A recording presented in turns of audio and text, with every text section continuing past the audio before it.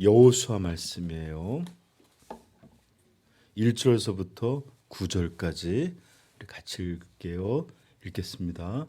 여호와의 종 모세가 죽은 후에 여호와께서 모세의 수종자 눈의 아들 여호수아에게 말씀하여 이르시되 내 종 모세가 죽었으니 이제 너는 이 모든 백성과 더불어 일어나 이 요단을 건너 내가 그들 곧 이스라엘 자손에게 주는 땅으로 가라.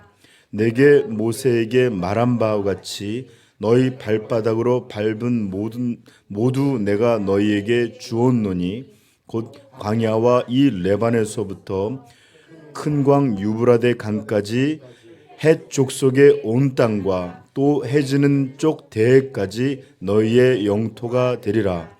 내 평생에 너를 능히 대적할 자가 없으리니 내가 모세와 함께 있었던 것과 같이 너와 함께 있을 것임이라.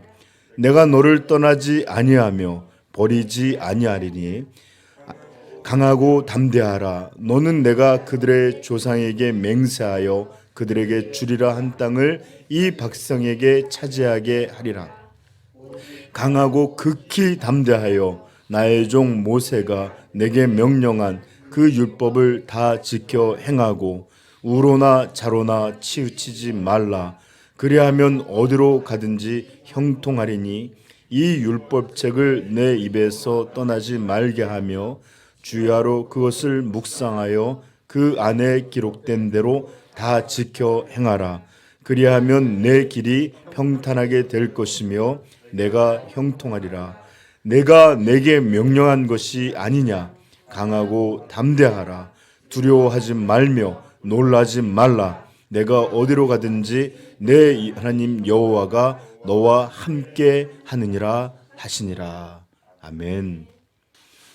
아직 우리 10대들은 잘 이 말이 어떤 말인지 잘 이해하기가 어려울지 모르겠지만 우리 인간의 삶은 항상 불안, 두려움 이런 것들의 연속입니다.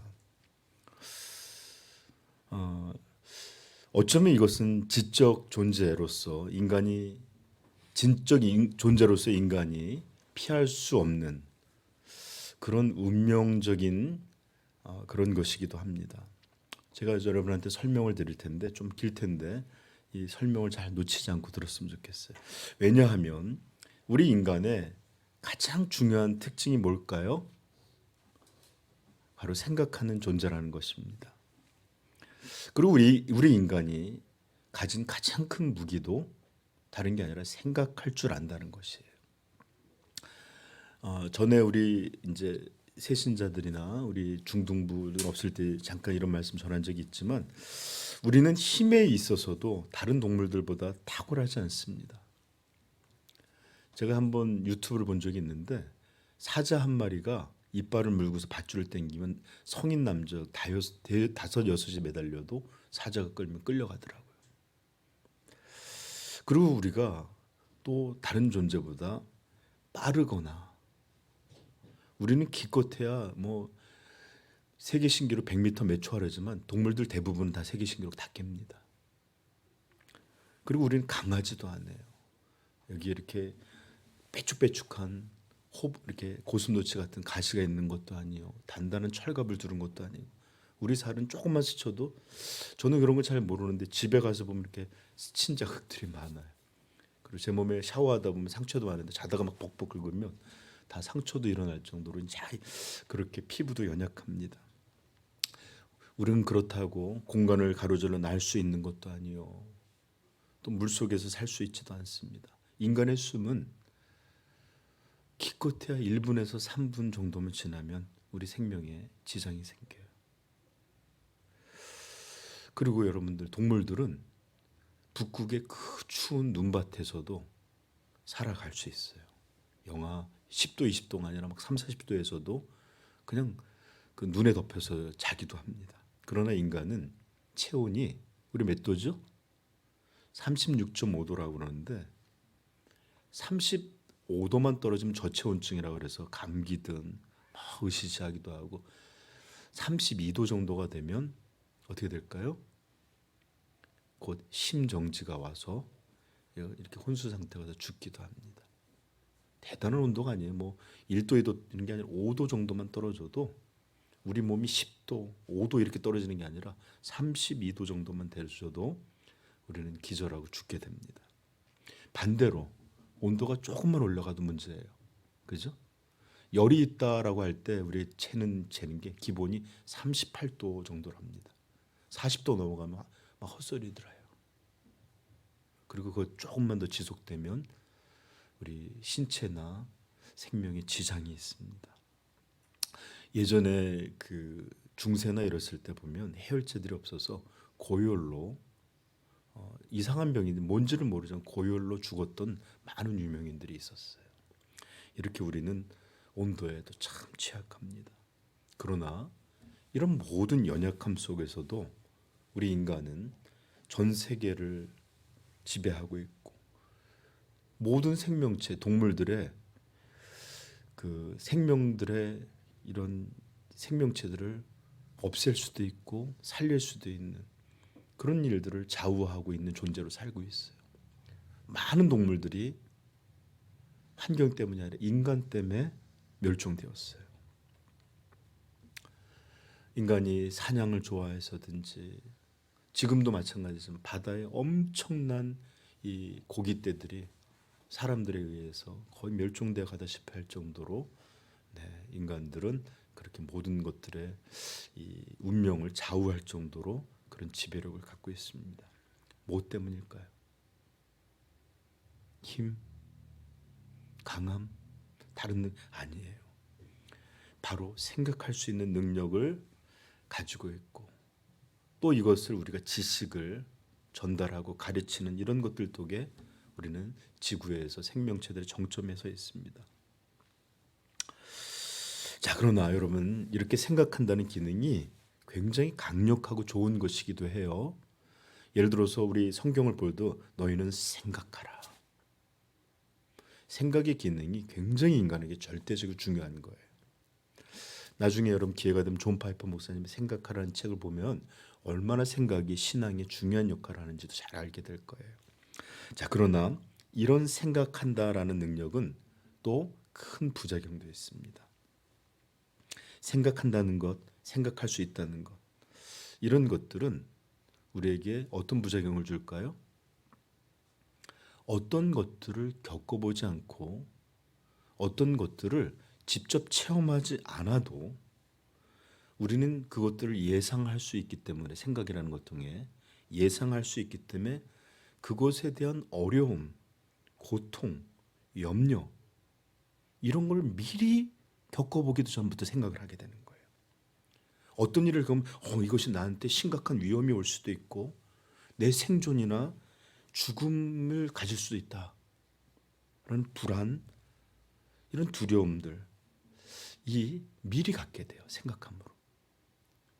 그래서 스트레스가 생기고 막 가슴이 두근두근 거리기도 하고 이런 마음의 병들이 겪어서가 아니라 그냥 겪기도 전에 생각하는 것들로 그렇게 우리에게 다가오는 것입니다. 전도서 1장 18절에 이렇게 말해요. 지혜가 많으면 번뇌도 많으니. 여기서 말하는 지혜는 하늘의 지혜가 아니라 일반적인 세상 지혜겠지만 지혜가 많은 번뇌도 많으니 지식을 더하는 자는 근심을 더하느니라. 여러분 생각이 많고 이것저것 해놓으면 번뇌가 많아질 수밖에 없어요. 그래서 불교는 우리는 아무것도 없다. 번뇌를 잊어버리라고 하잖아요. 지식이 늘수록 근심이 많아집니다. 고려할 게 너무 많아져요.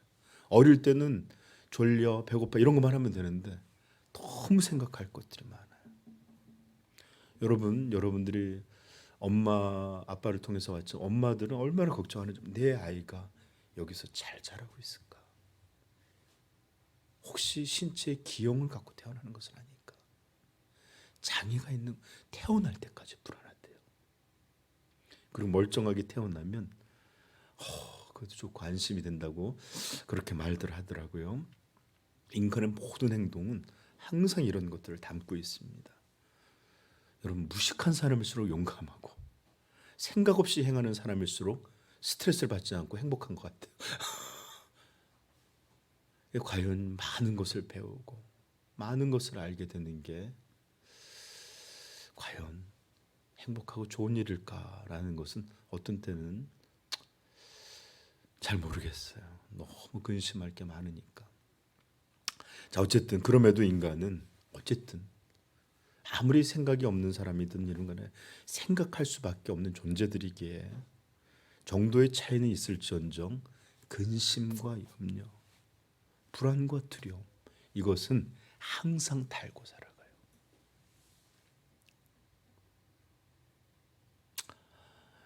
여기 부모님들 있지만 우리 중등부 있고 이런데 얘네들 학교 가서 공부보다도 친구는 잘 만날까, 나쁜 애들 어울리진 않을까, 사고는 당하지 않을까, 별의별 걱정을 다. 저 나이가 50 중반인데도 부모님이 자조심해. 그냥 뭐 옷 뜨뜻하게 입어 이런 얘기 계속해요.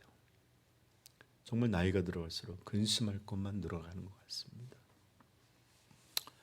그러나 이것은 이런 인간의 이런 모습은 하나님이 창조하셨던 그런 것은 아니었어요. 하나님은 원래 그렇게 근심하도록 불안과 두려움 속에 살도록 만든 것이 아니었어요. 이것은 하나님을 잃어버린 인간의 모습입니다. 하나님을 배신하기 전, 하나님을 떠나기 전 우리의 삶은 전혀 그러지 않았을 것입니다. 언제나 하나님이 계셨고 미래를 걱정하는 대신에 하나님의 손 안에서 즐거워했을 것입니다. 무엇이 또 우리에게 다가올까? 어떤 좋은 일이 있을까? 그러나 이것들은 다 깨어져 버렸고 우리는 지금 그런 하나님을 잃어버리기 전 그때 상태가 어떤 것이었을지 우리는 완전히 이해하는 사람이 없습니다. 그리고 믿음이 좋은 사람도 믿는 우리들도 여전히 이 땅에서 항상 근심하고 미래에 대해서 생각할 줄 알기 때문에 불안하고 닥쳐올 이런저런 일들 때문에 항상 두려움을 가지고 살아갑니다. 우리가 그렇게 좋아하는 아이돌들도 최고 인기 정점에 있을 때조차도 불안해요. 언제 잊혀질까? 언제 이 인기는 사라질까? 어떤 스캔들로 한 방에 무너질까? 인간은 다 불안해요. 지금 아주 좋은 관계, 친구 관계도 마찬가지예요. 세상에 영원한 게 없기 때문에 다 우리는 불안하고 또 걱정하고 두려워합니다.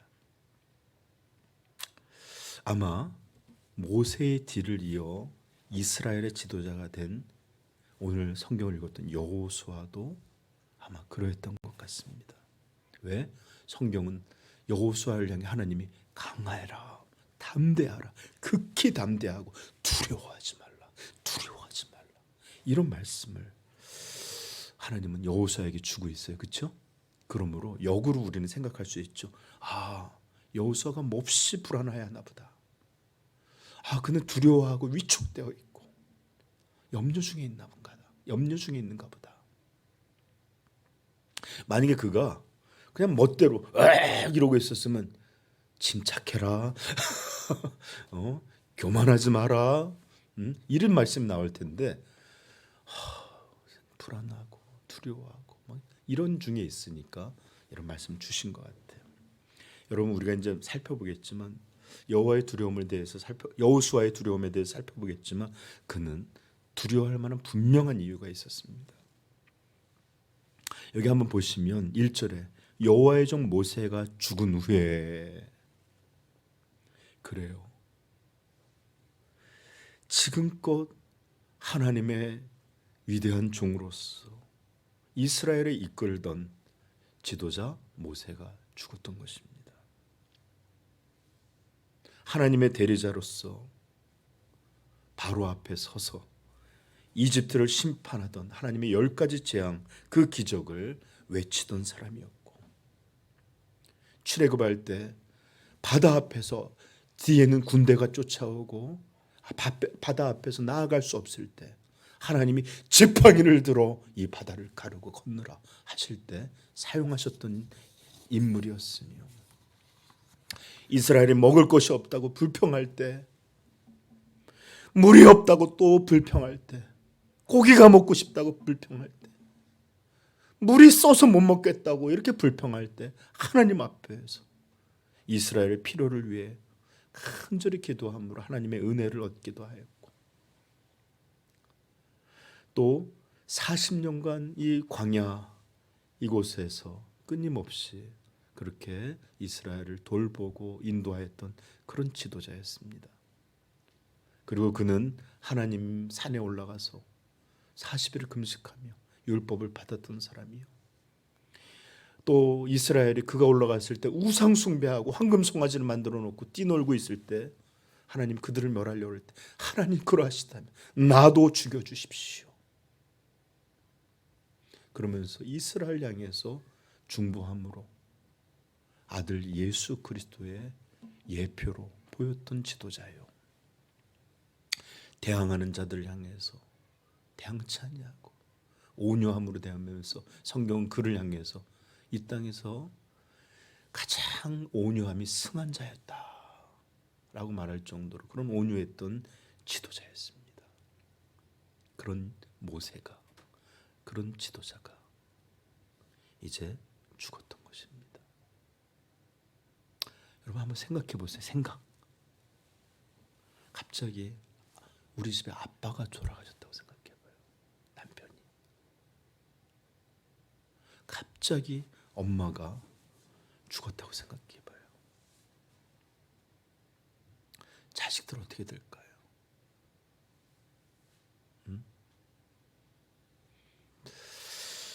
생각해 보세요, 여러분들.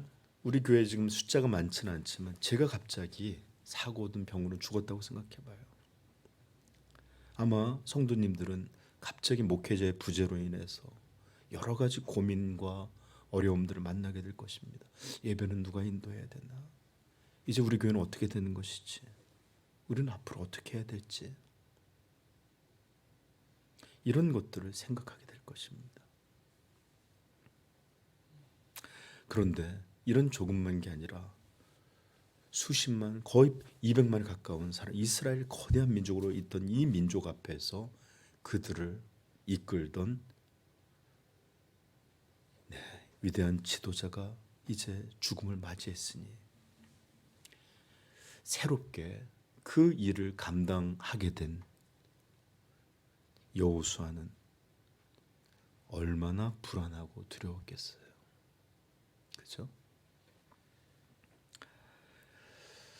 그런 것뿐만 아니라 이스라엘은 지금 여전히 광야에 머물러 있었고 이제 곧 요단강을 건너서 새로운 땅으로 들어가야 되는데, 가나안 땅으로 들어가야 되는데 그곳은 한 번도 그들이 경험해 본 적이 없는 땅이었어요. 알지 못하는 땅이었어요. 어떤 위험이 무슨 어떤 것이 있는지 모르는데 하나님은 그곳을 정복해서 그곳과 사람들과 전쟁을 해서 너희가 그것을 차지하라 이렇게 명령하셨거든요. 그러니 이스라엘 사람뿐만 아니라 그것을 인도해야 될, 그들을 앞장서서 인도해야 될 지도자는 도대체 그곳에 어떤 일이 있을지, 무슨 일을 만나게 될지 알지 못하니 얼마나 두렵고 불안하겠어요. 여러분, 제가 한번 강원도를 갔다 온 적이 있는데 그 대관령을 하는데 안개가 꽉 껴서 앞이 정말 안 보여요. 야, 운전하는데 불안하대요. 고지는 높죠. 앞은 하나도 안 보이죠. 그래서 슬슬 가다 보면 갑자기 빨간불이 있어 보면 차가 이렇게 서서히 가는 어떤 차 때문에 갑자기 그 브레이크 밟기도 하고, 너무 천천히 가서 좀 옆으로 가서 이렇게 가려고 해도 불안하고 그래요. 안개 전국이라는 말이 바로 이런 겁니다. 그리고 앞이 깜깜하다, 이런 거예요. 보이지 않으니까 불안한 거예요. 이런 때에 모세를 대신해 새로운 지도자가 된 여호수아의 마음이 어떠했는지 우리는 대략적으로 아마 이해할 수 있을 것입니다. 그리고 왜 하나님께서 강하고 담대하라, 극히 담대하고 두려워하지 말라, 이런 말씀을 이 짧은 구절에 그렇게 거푸하셨는지도 우리는 이해할 수 있을 것입니다. 저 좀 보세요, 여러분. 혹 여러분은 지금 여호수아 같은 마음은 아니십니까? 새로운 일을 하게 되었든 어떤 것을 결정하게 됐든 또 미래가 어떻게 펼쳐질 줄 몰라 염려와 불안을 갖고 있고, 생계는 어떻게 될까? 아이들의 교육은 어떻게 해야 되지? 직장은, 이사는, 관계는, 미래는, 생각해 보면 어떤 것들이 왔지를 몰라서 여러분 여호수아처럼 불안하고 두려워하고 있지는 않습니까? 얼마 전에 제가 캐나다를 떠날 때 공항에서 찍었던 사진을 본 적이 있는데, 참 언제 그런 일이 있었나 싶은 참 오래된 일인데, 얼굴은 웃고 있었지만 돌이켜봐서 그때 제 모습을 생각해보면 참 걱정과 불안이 많고 가득했던 기억이 납니다. 모르는 땅, 살아보지 않은 그런 미지의 땅들로 나아가는 불안이 있었고, 그래서 제가 한번 토론토에서 시를 쓴 적이 있는데, 하늘도 땅도 공기도 다 낯설기만 하다, 이렇게 쓴 적이 있을 정도로 그런 곳으로 나아가야 됐었고, 또 여유가 있어서 외국을 나간 것이 아니기에 지원을 기대할 수 없는 경제적 여건 때문에 내가 거기서 어떻게 살아갈 수 있을까? 그리고 또 그곳에 공부는 쫓아갈 수 있을까? 나이는 많은데 결혼은 어떻게 해야 되지? 또 사역은 아무것도 보장되어 있는 것이 없었기 때문에 얼굴은 웃고 있었지만 마음은 참 복잡하게 그렇게 갔던 기억이 납니다.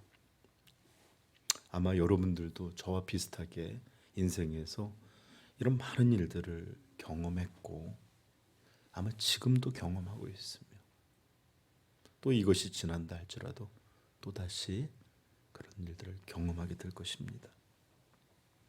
저도 그래요. 과거만 그런 게 아니라 지금도 교회를 생각하고 목회를 생각하면 막 가슴이 조여올 때가 많습니다. 저 자신을 생각해보면 너무 초라하고 부족하고, 또 하나님의 교회는 어떻게 해야 되는지 영광스러움을 생각하면 그 거리가 너무 아득하고 멀어서 정말 내가 이 일을 감당할 수 있을지, 우리 교회는 정말 하나님의 온전한 교회로 세워질 수 있을지, 이런 생각을 하면 마음이 막 불안하고 두렵고, 어떤 때는 이름은 하나님의 영광을 위한 교회라고 하는데 제 자신의 이런 것으로 인해서 하나님의 이름을 영광은커녕 훼손하는 것은 아닐까 하는 불안이 오면 막 가슴이 정말로 어떻게 설명할 수가 없을 것 같아요. 그리고 어떤 날은 막 기분이 좋아져 성도님들이 예배를 잘 드리고 또 믿음의 모습이 보이면 잠깐의 희망을 가졌다가 또 믿음의 모습이 보이지 않으면 나는 정말 쓸모없는 인생 같고 어떻게 해야 될지는 몰라서 깝깝하고, 정말 하루하루 어떻게 왔는지 모를 정도로 그런 불안, 염려, 이런 것을 가지고 지금까지 걸어오고 있습니다. 그러나 제 이런 것이 아무리 크다 할지라도 지금 가나안에 들어가기 직전에 이 많은, 그리고 대부분의 어린 청년들을 데리고 이곳을 건너가 전쟁을 벌여야 될 여호수아는 비교도 할 수 없었을 것이에요. 지금 여호수아 갈렙 외에는 다 대부분의 사람이 하나님 앞에 범죄하다가 40년 그곳에서 다 죽었고, 이제 젊은 이들을 데리고 그곳을 건너가야 했어요.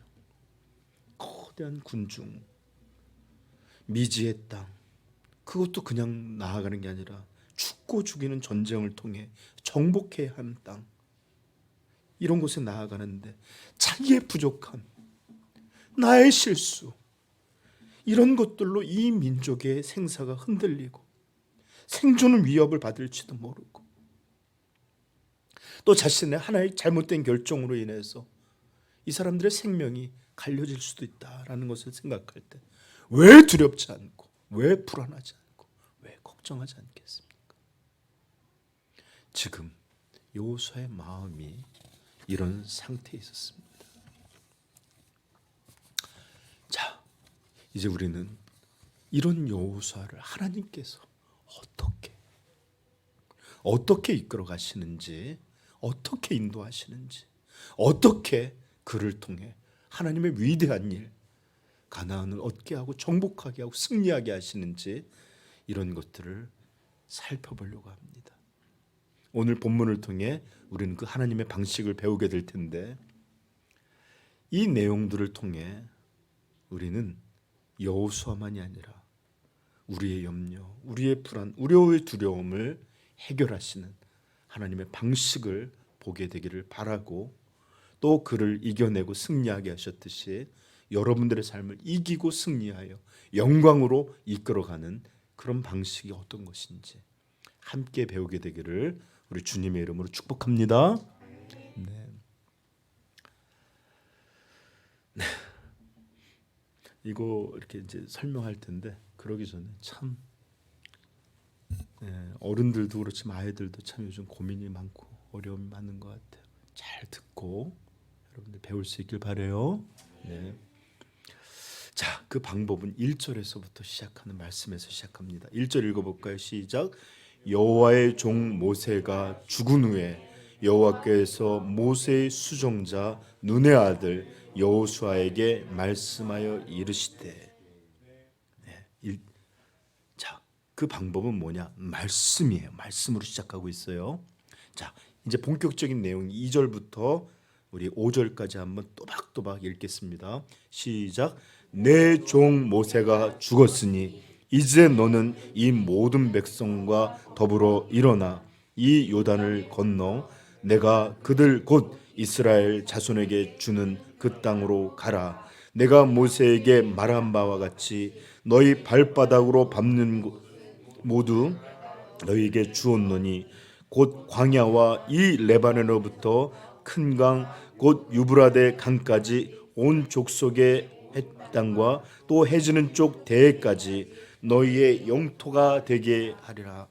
내 평생에 너를 능히 수가 없으리니 내가 모세와 함께 있었던 것 같이 너와 함께 있을 거니있음이라. 내가 너를 떠나지 아니하며 버리지 아니하리니.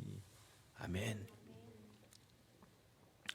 자, 이제 이 본문을 통해서 우리는 하나님의 방식이 어떤 것인지 살펴볼 겁니다. 자, 그 방식은 무엇입니까? 읽었잖아요.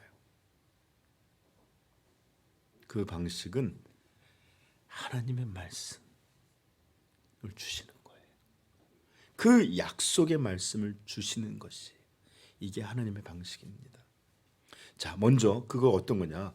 먼저 그 땅으로 가라 말씀하시면 3절. 내가 모세에게 말한 바와 같이 너희 발바닥으로 밟는 모든 곳, 밟는 곳은 모두 내가 너희에게 주었노니. 자, 여기서 우리는 시제, 과거, 현재, 미래 이런 것의 시제가 조금 이상한 시제를 만나게 돼요. 여기 뭘 주겠노니가 돼야 되잖아요. 그죠? 왜냐하면 아직 닥친 일이 아니니까 미래형이 돼요. 그런데 여기는 완료형이 쓰였어요. 주었다 이미. 미래형으로 써야 될 것이 완료형으로 주었다 이미. 너희에게 이미 주었다. 이미 너희 것이니 너희는 그곳에 가서 그것을 그냥 얻으라. 이렇게 말씀하고 계시는 겁니다.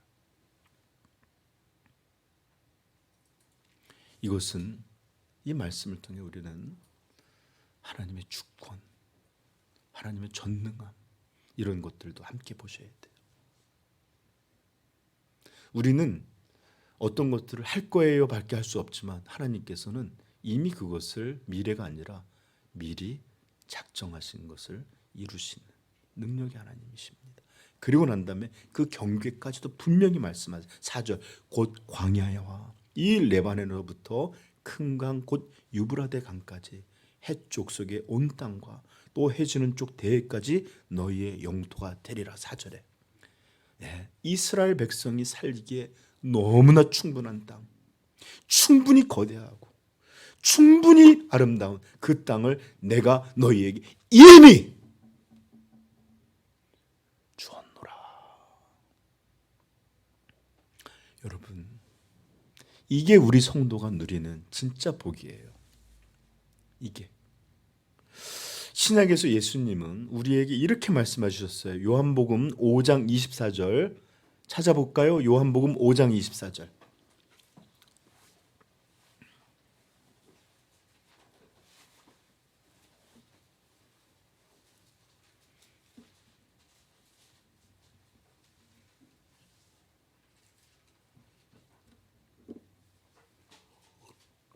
같이 읽어볼까요? 시작. 내가 진실로 진실로 너희에게 이르노니 내 말을 듣고 또 나 보내신 이를 믿는 자는 영생을 얻었고 심판에 이르지 아니하나니 사망에서 생명으로 옮겼느니라. 아멘. 여기서 사용된 게 미래형이 아니에요. 완료형이에요. 이미 옮겨졌다라는 말이에요. 이미 사망에서, 이미 심판에서, 영원한 저주에서 하나님의 복락으로 너희들은 옮겨졌다라는 거예요. 여러분, 많은 이들은 이것을 잘 이해를 못해서 우리들은 열심히 신앙생활을 해서 잘 하나님 앞에 받아들여서 영생을 얻고 미래의 구원을 얻게 된다라고 생각하는 분이 있어요. 그래서 때로 이런 자신의 초라함, 오늘의 내 모습 이런 거 바라보면서 불안하고 두렵고 이렇게 염려하는 이런 일들이 참 많아요. 그러나 여러분, 신앙생활은 어떤 것이냐? 지금 현재의 내 모습이 초라하고 어떻단가 할지라도 나로 인해 구원받은 게 아니라 예수 그리스도께서 이루신 그 구원을 기초로 우리에게 주어진 것이기에 우리는 우리가 하나님의 아들과 같이 변화될 것도 알고 이미 얻은 것이기에 감사와 기쁨으로 하나님을 섬기고 믿고 예배하고 찬송하며 살아가는 게 신앙생활입니다. 얻어질지 안 얻을지 오늘 많은 신학자들이 그래요. 이미 얻었다라고 말하니까 사람들이 배불러서 불안해하지 않고 그냥 막 사는 것이다. 아니에요. 복음은 그렇게 말하지 않습니다. 이미 얻은 자들의 기쁨, 이미 얻은 자들의 이런 충만함 속에서 하나님을 예배하고 그분을 기뻐하고 감사하러 살아가는 것, 이게 우리의 삶이에요. 이미 이 땅이 너희에게 주어졌으니 이제 가서 정복하라 하는 것처럼 이미 너희에게 주어졌으니 너희는 그것을 싸워 거룩함을 입으라. 우리에게 주어진 약속들이에요. 이런 은혜 깨닫기를 축복합니다. 여러분, 그리고 정말로 예수 그리스도를 믿는 사람은 우리가 이미 받아줬다라고 해서 방탕하게 될 일이 없습니다. 오히려 그 감사함으로 더욱 충성되이 더욱 기뻐함으로 하나님 앞에 나아가는 줄 믿습니다. 네. 자, 그리고 또 하나님은 또 다른 약속을 하시는데 이런 말씀 5절에 시작. 내 평생에 너를 능히 대적할 자가 없으리니. 같이 읽으세요. 내가 모세와 함께 있었던 것 같이 너와 함께 있을 것임이라. 내가 너를 떠나지 아니하며 버리지 아니하리니. 하나님 말씀은 너의 평생에 너를 대적할 너의 적이 있을 수 없다. 그것은 다른 이유 때문이 아니라 내가 모세와 함께 있었던 것 같이. 모세의 비밀은, 저 좀 보세요. 모세의 비밀은 모세의 뛰어남에 있었던 게 아니에요. 모세의 비밀은 그의 성품이 온유함에 있었던 것이 아니에요. 모세의 성품은, 모세의 이런 모든 능력은 하나님 이스라엘을 벌하시면 나도 벌하시면 이런 모든 것들이 있었던 건 그 자신의 아름다움에 있었던 게 아니에요. 보세요. 내가 그와 함께 있었던 것과 같이 그는 하나님과 함께 있으므로 하나님의 영향받고 그분의 놀라운 형상이 그를 지배하고 있었던 사람이라는 것입니다. 그리고 또 말합니다. 그랬던 것과 같이 내가 너를 떠나지 아니하며 버리지 아니할 것이라. 우리 9절도 한번 읽어볼까요? 시작. 내가 내게 명령한 것이 아니냐. 강하고 담대하라. 두려워하지 말며 놀라지 말라. 내가 어디로 가든지 내 하나님 여호와가 너와 함께 하느니라. 하시니라. 이런 말이 잘 입에 안 맞아요. 그렇죠? 네. 자, 그래서 우리는 오늘 이 본문에서 신앙에 있어서 가장 중요한 어떤 내용 하나를 만나게 되는데 그게 뭘까요? 힌트 다 줬잖아요. 우리 성도의 능력의 핵심, 우리 성도의 신앙적 성공의 핵심, 우리의 삶의 비밀, 이 모든 것들은 다 뭐다? 하나님이 함께 하는 것. 아멘. 이것이 최고의 인생의 비결입니다. 아멘. 네, 여러분, 어둠은 그것 자체가 존재하는 게 아니에요. 빛이 없는, 빛이 부재한 것이 만드는 게 어둠이에요. 우리 삶도 마찬가지입니다. 그의 빛이, 그의 생명이 우리를 지배하면 이런 것들은 사라지게 될 줄로 믿습니다. 자, 바로 하나님이 함께 하시는 이것이 인생의 최고의 비결이에요. 여러분, 하나님은 불순종했던 사울을 버리셨어요. 그리고 새 왕을 선택했는데 아주 볼품없는, 심지어 형들마저도 형제들을 데려오라는데 막내는 데려오지 않을 정도로 볼품없는 그런 아이였는데 하나님을 그를 선택하셨고 그를 하나님의 백성 이스라엘 왕으로 삼으셨는데 다윗이 항상 행하면서 승승장구할 때마다 계속 반복되는 말씀이 있었어요. 대표적인 예로 제가 사무엘상 읽어드릴게요. 18장 12절부터 15절인데 여호와께서 사울을 떠나 다윗과 함께 계심으로 사울이 그를 두려워한지라. 왜 두려워했다고요? 하나님이 다윗과 함께 계심으로. 그러므로 사울이 그를 자기 곁에서 떠나게 하고 그를 천부장으로 삼음에 그가 백성 앞에 출입하며 다윗이 그의 모든 일을 지혜롭게 행하니라. 여호와께서 그와 함께 계시니라. 사울은 다윗이 크게 지혜롭게 행함을 보고 그를 두려워하였으나. 그리고 그가 강성해져 가서 점점 백성들의 마음이든지 승리든 이럴 때마다 그 이유를 성경은 뭐라냐? 다윗이 점점 강성하여져 가니라. 그 앞에 뭐라? 하나님이 다윗과 함께 계심에.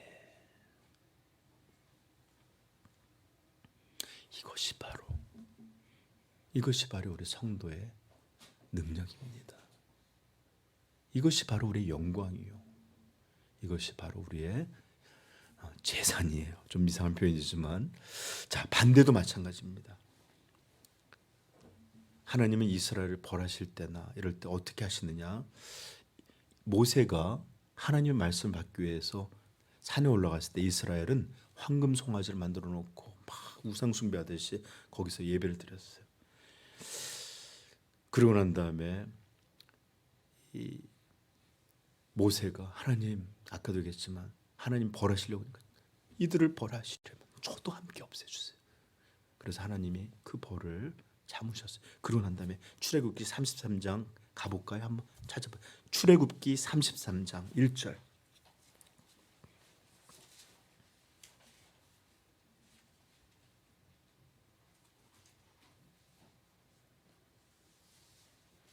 읽겠습니다.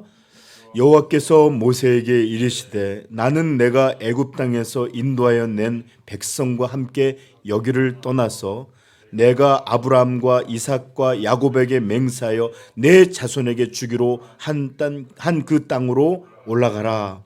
내가 사자를 너보다 앞서 보내어 가나안 사람과 아모리 사람과 헷 사람과 브리스 사람과 히윗 사람과 여부스 사람을 쫓아내고 너희를 젖과 꿀이 흐르는 땅에 이르게 하려니와 나는 너희와 함께 올라가지 아니하리니 너희는 목이 곧은 백성인즉 내가 길에서 너희를 진멸할까 염려함이라 하시니. 이 백성이 이 준엄한 말씀을 듣고 슬퍼하여 한 사람도 자기의 몸을 단장하지 아니하니. 보세요. 모세에게 너는 올라가라. 내가 주기로 한 땅으로 올라가라. 내가 사자를 먼저 보내서 너희들 그 땅을 얻게 하고 모든 좋은 거 다 너희가 약속한 대로 그대로 줄 것이다. 그럼 저 좀 보세요. 그러나 너희들 사업 내가 성공하게 해줄게. 너희 공부 그래 잘 되게 해줄게. 너희 삶 활통하게 열어줄게. 그러나 나는 너희와 함께 하지는 않을 것이야. 여러분, 원래 요즘 같으면 그러면 아싸, 그게 뭔 중요해. 성공할 수 있는데, 돈 벌 수 있는데, 내 마음대로 원하는 거 다 할 수 있는데 아싸. 요즘 우리는 다 그럴 거예요.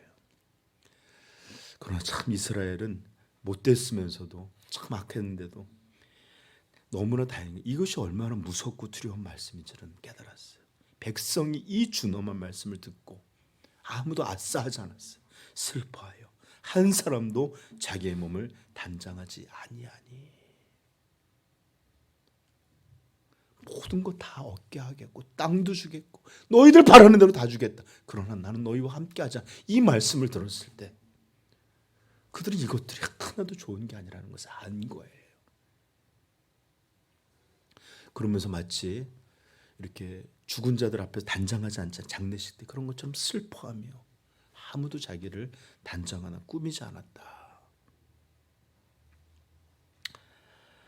여러분, 종종 이 선지서에서는 무서운 말씀들이 나오기도 하는데 에스겔서에 보면 이스라엘이 너무 우상 숭배하고 범죄하니까 그 비극적인 것을 묘사하는데 에스겔에서 이런 말씀이 나와요. 하나님의 영광이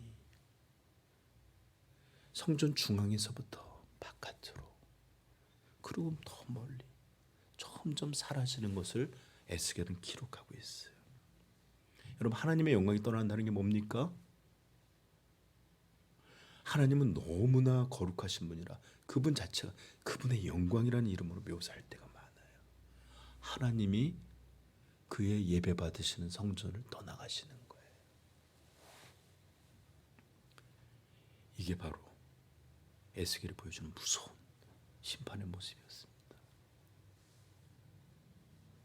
여러분, 하나님의 영광이 떠난 교회, 하나님의 영광이 떠난 인생, 하나님의 영광이 떠난 가정,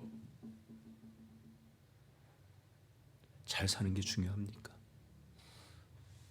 부자가 되고 건강 아니에요. 이것은 비극이고 비참함입니다. 사랑하는 성도 여러분, 지금 우리가 드리는 예배를 좀 살펴보십시다.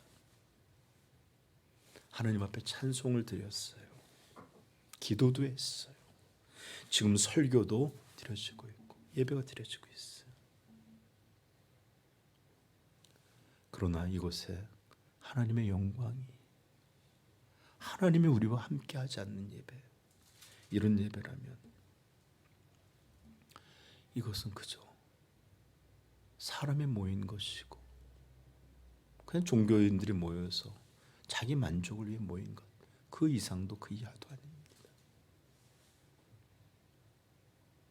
그러므로 우리는 항상 두려운 마음으로 주여 우리와 함께하여 주옵소서, 우리와 함께 하셔서 우리 예배를 받아 주옵소서, 이런 예배로 드려줄 수 있기를 축복해요. 반대로 한번 생각해 보세요. 하나님의 영광이 가득하고 하나님이 함께 하시는 교회, 하나님이 함께 하시는 가정, 하나님이 함께 하시는 성도들의 예배, 얼마나 아름답고 복된 것입니까? 이 땅에서 우리가 누릴 수 있는 최고의 복이요, 최고의 은혜요, 최고의 영광인 줄 믿습니다. 그러므로 우리가 하나님 앞에 예배 드릴 때마다 항상 그분을 주목하고 그분 앞에서 주여 영광으로 함께하여 주옵소서. 이런 영광의 예배, 하나님 함께 하시는 예배 드려질 수 있기를 소망하십시다. 네. 자, 이제 말씀을 마치려고 하는데, 오늘은 전반부만 했는데 하나님이 불안하고 두려워하고 있었던 여호수아를 강하고 담대하게 만드시는 방식, 그것은 무엇이었습니까?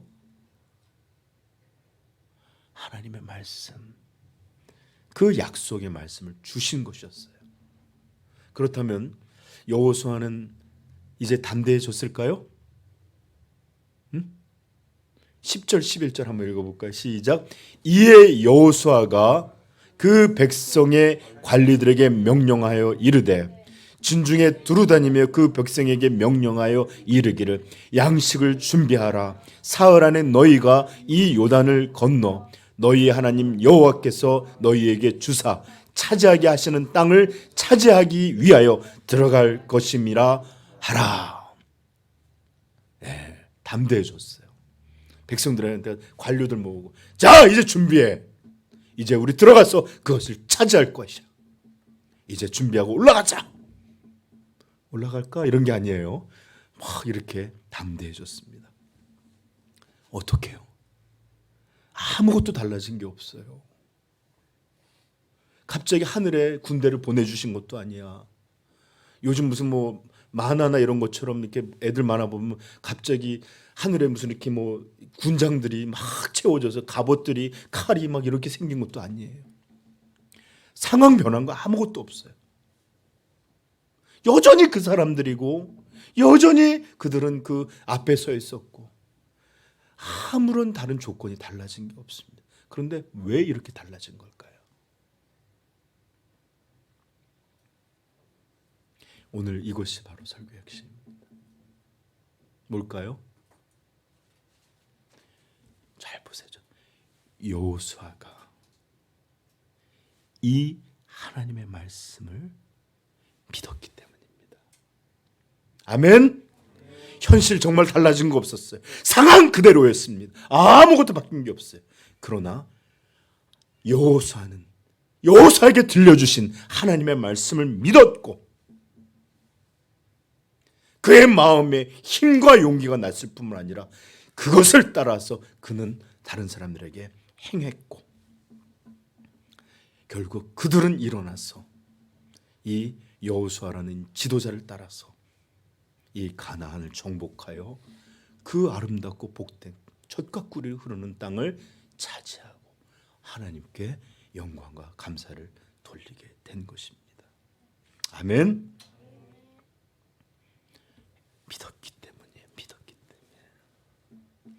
바로 이 지점이 오늘 이 시대를 살고 있는 우리 성도들에게 가장 필요한 부분입니다. 우리는 똑같이 염려와 불안, 걱정이 많습니다. 마치 두려워함을 운명처럼 달고 살아가는 것이 오늘날 우리들의 모습이에요. 그러나 이런 우리에게도 하나님은 역사하시는 방식이 똑같습니다. 어떻게?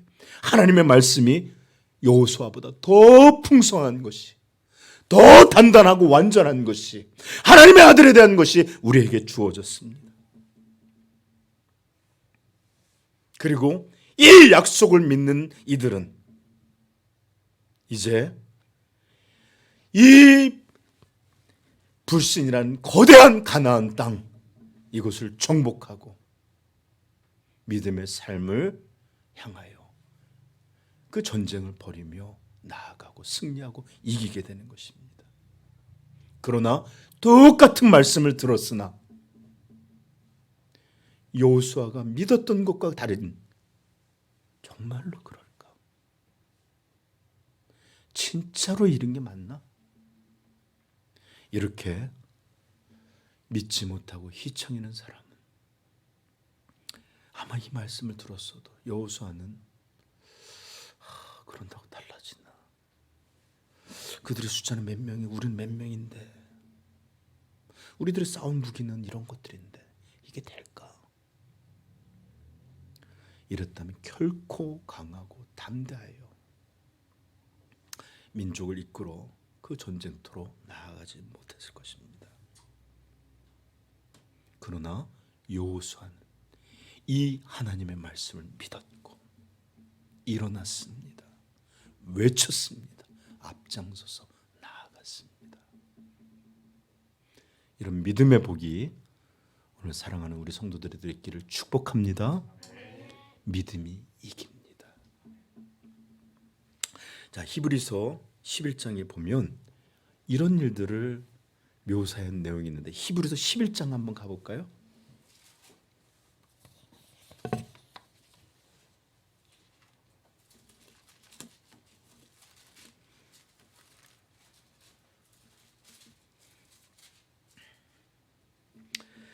(11장) 30절입니다.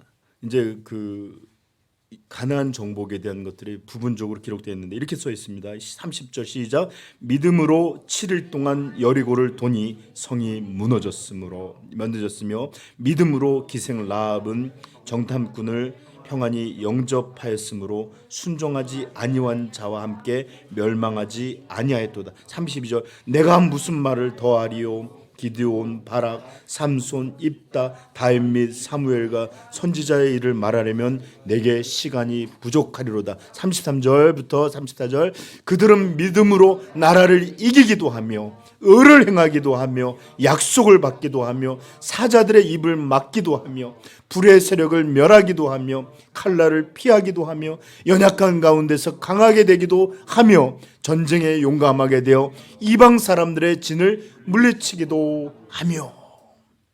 아멘. 이것이 바로 성도의 비밀입니다. 하나님의 약속을 믿는 것. 바로 이것으로 우리는 강해지고 담대해지고 약함을 이기고 승리하게 되는 이런 일을 얻게 되는 것입니다. 이것이 바로 여호수아의 비밀이었고 바로 지금 우리 성도들의 모든 믿는 자들의 성공하는 승리하는 능력의 비밀인 것입니다. 이런 믿음의 역사가 우리 삼위영광교회와 여러분들의 가정과 그리고 여러분들 개인 영혼들에게 충만히 넘쳐나기를 간절히 축복합니다. 하나님은 다른 어떤 것으로가 아니라 그분의 약속, 그분의 말씀을 믿는 것으로 우리를 강하고 담대하게 하신다는 것 다시 한번 기억하십시오. 네, 기도하겠습니다.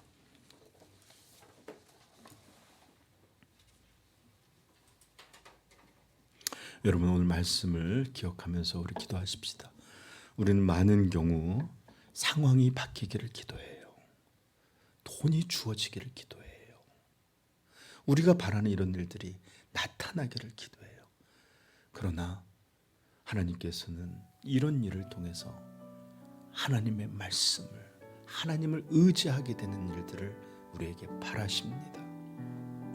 그리고 그것을 통해 상황은 달라진 게 없고 여건은 바뀐 것이 없고 그런다 할지라도 하나님은 하나님의 일들을 이런 믿음의 사람들을 통해서 승리하고 이루어 가시는 줄 믿습니다. 그러므로 여러분 우리가 기도할 때 주여 내게 믿음을 주옵소서. 주여 내게 큰 믿음, 주님을 의지하는 확신을 주옵소서. 세상이 무엇이라 우리에게 말해도 하나님의 말씀만이 진리임을 믿게 하여 주옵소서. 우리 같이 기도하겠습니다.